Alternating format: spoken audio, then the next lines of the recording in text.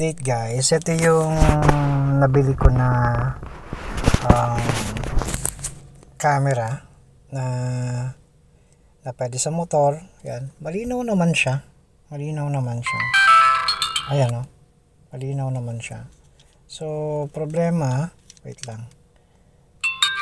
Yan, pag inon mo siya, yan, okay. So pag prinas natin siya dito sa okay, makita mo yun dito, no? Wait lang natin dito. Ito sa taas niya. Yan, sa taas niya. Pag pinindot mo, mag-red siya, meaning nagre-record siya. Ayan, nagre-record siya. Ayan. So, i-check natin yung quality nito mamaya. Kung talagang okay yung quality niya. Ayan, no? So, nakikita ko naman okay naman. 1080p yung yung pixels niya. Yung square na square kasi ito eh. So, pwede na to for travel vlog. Mag-vlog ka ng for traveling. Nagmumotor ka o nagbabay ka, pwede na to. So, try muna natin to. Kung okay siya. May kasama, itong nabili ko, may kasama na siyang SD card, oh. Nasa 800 plus ba? Ay, 900 to na bili ko. So, basta all in all, na binayaran ko sa Shopee is 1,046 something. And meron siyang dito, ito yung clip niya. Yan. So, i-clip mo lang to. So, anyway, update ko kayo ng quality nito, no? Sa upload ko sa channel ko. Okay, thank you. Yun lang.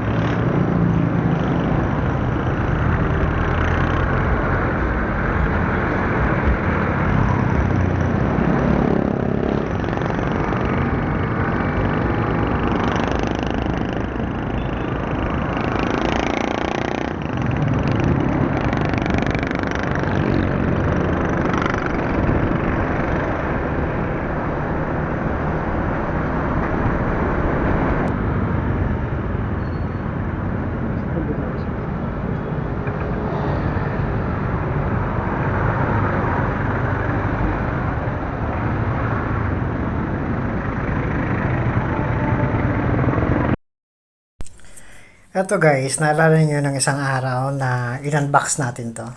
So ngayon, kanina pala, tinesting ko siya.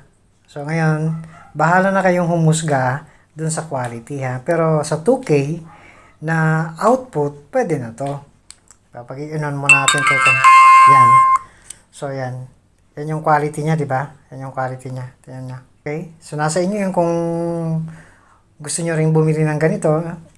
Hindi to sponsor ng brand na to ha. So honest review lang tayo dito.